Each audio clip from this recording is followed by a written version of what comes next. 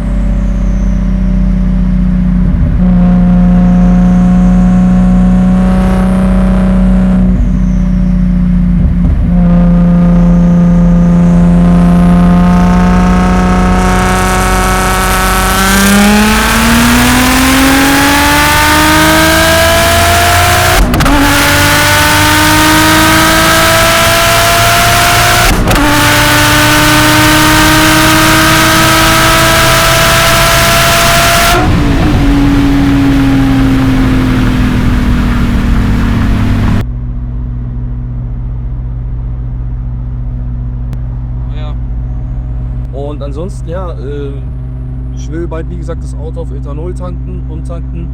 Und ich muss bis dahin auf jeden Fall einfach mal dafür sorgen, dass wirklich alles funktioniert.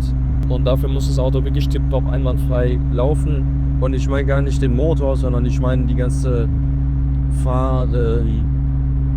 den ganzen Antriebsstrang, was so, beziehungsweise die Radaufhängung. Ja?